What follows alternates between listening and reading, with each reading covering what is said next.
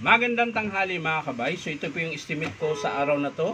39549 letter A. Ang model ito mga kabay, dito 5899. So ito po yung 10 kilos na jackhammer and DeWalt. So ito mga kabay gumagana pero wala po siyang chipping. Ayan, tanda rin natin.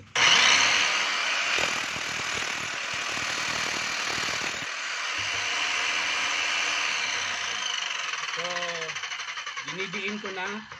Wala siyang chipping, tsaka medyo maingay. Tapos yung mga housing niya mga kabay, basag. Ayan po. Pati po yung motor cover, basag din po.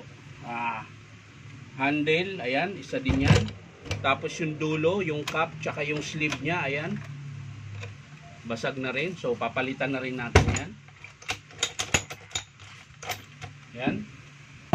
Kaya po siya magganit pag kinalas yung bala dahil tuyong-tuyo, walang langis. Ayan. So bubuksan po natin ito mga kabay. I-check po natin lahat yan dito sa kanyang electrical, tapos sa mechanic niya mga kabay. I-check natin lahat yan. Kung ano yung makikita natin na sira, papalitan niya, i-estimate natin. Ayan. So tara mga kabay, samahan nyo po ako i-estimate natin. So ayan mga kabay, nakalas na natin yung screw. Ayan. Tapos yung handle. Check lang natin lahat kung ano yung papalitan natin. Ayan, dito sa cord nya papalit tayo ng cord protector. Tapos dito sa kanyang trigger mga kabay, wala na pong laman na bitin. Ayan, wala na siyang spring, magkabilaan dapat yan. So estimate din natin yan.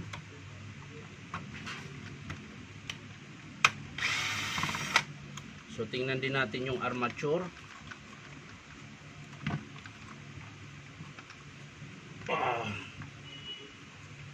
Matigas ah. So yan mga kabay, nilangisan natin para makalas. Ayan. Medyo may nagbukas na nito dahil medyo pinukpok yung dulo nung apuitan ng armature. Kaya po siya maganit. Sana ba yung flies ay lungnos? Nawawala. So yan, tatanggalin natin yung terminal ng field coil. Kabilaan po yan mga kabay.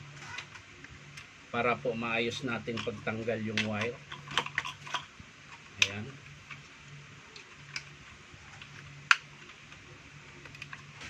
Tapos yung kanyang carbon. Ayan, maiksi na po yung carbon niya mga kabay.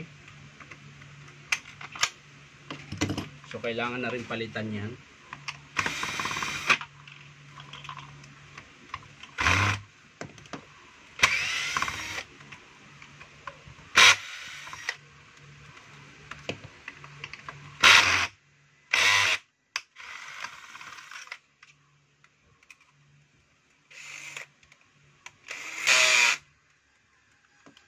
Ayan, naangat na natin yung kanyang brush holder.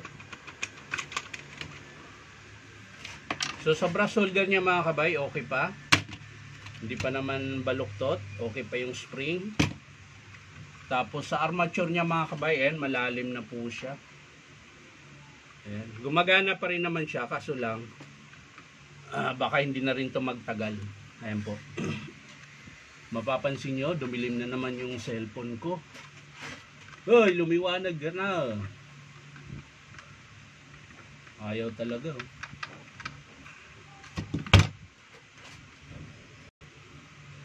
Ayan mga kabay, lumiwanag na. So ayan mga kabay, kung mapapansin nyo, so sobrang lalim na po. Ayan. So kailangan na rin natin palitan yan kahit gumagana pa siya. Ayan. So sa field coil niya, okay pa. So wala na tayong problema dito. Ang papalitan lang natin dito ay yung kanyang handle, gear case cover, motor cover, tapos carbon brush. So dito tayo sa kanyang mechanic. Ayan. Sa kanyang piston, sisilipin natin kasi yun yung pinaka problema niya. Wala siyang hammer, wala siyang chipping pala.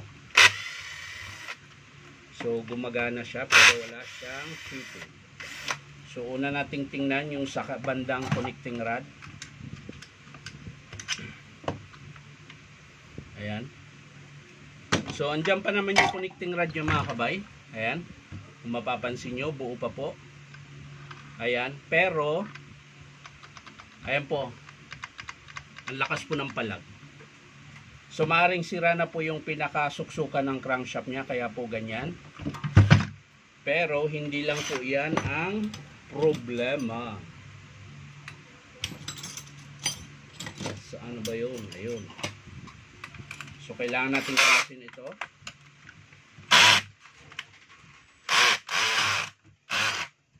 Matigas. So hindi kaya, kailangan natin mano-mano. So ayan mga kabay, nakalas ko na po yung kanyang alin. So pwede na nating hugutin ito.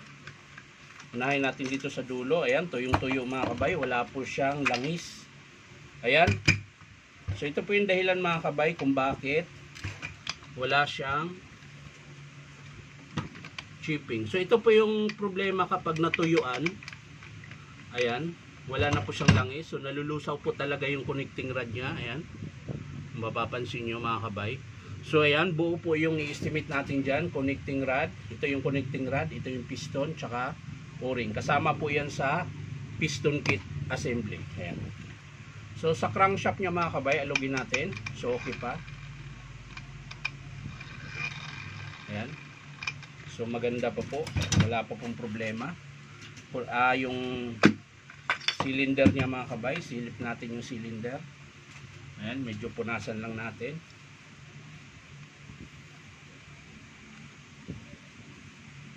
Ayan, gaya din ito nung nakaraan na in-estimate ko. Ayan, nasusunog po yung bakal niya. Ayan. So kaya po siya nalusaw yung kanyang piston.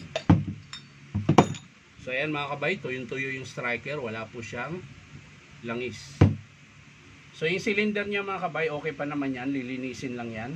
Tatanggalin lang natin yung dumikit na plastic. Ayan, yung plastic ng piston, dumikit siya dito sa kanyang cylinder. Ayan. So okay pa yung cylinder na yan. Pero yung mga o-ring na yan mga kabay, lahat po ng o-ring na nandito, papalitan po natin yan.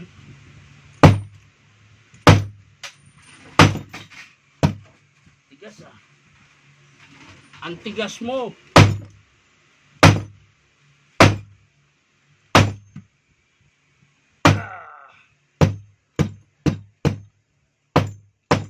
Tigas na kasi ito mga kabay dahil wala na pong langis.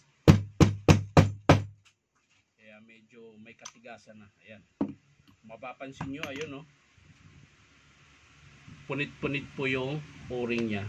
Dahil natuyuan po siya. So yung seal naman niya hindi naman nasira. Ayan, pero papalitan ko na rin yan dahil manipis na. Ayan. So yung cylinder niya, bit piece. Tingnan natin baka may crack. So wala pa po siyang crack mga kabay. So okay pa po yung kanyang cylinder. So ito hindi baliktad. So ibig sabihin dito pinakialaman. Ayan. So dito tayo, tuyong-tuyo lang, hindi naman siya basag. Check natin maigi. Minsan kasi mga kabay, basag to eh. Ayan, so hindi pa siya basag, okay pa. So wala tayong problema dyan. Ito naman mga kabay, sa nagtatanong kung paano kalasin. Ayan, gamit lang po kayo ng flat screw. Ayan, susungkitin nyo lang pataas. Ayan. So nakalas na natin yung cap nya. Ang susunod niyan mga kabay, yung kanyang circlip. Ayan. So gagamit lang po tayo yung pasara. Ayan. Ayan, ang itim na naman siya ulit. Yun, lumiwanag. Ayan, gamit ka lang ng circlip remover, yung pasara. Ayan, tapos lagay mo lang siya dyan. Ayan, sungkitin nyo yung ring kapag umangat na. Ayan. So yan na mga kabay, kalas na po yan. Ayan. Ayan, kung mapapansin nyo mga kabay, tuyong-tuyo, dapat may grasa po yan. Ayan.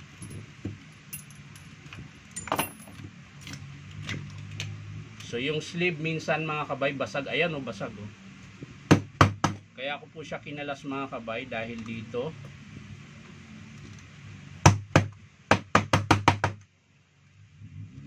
tigas.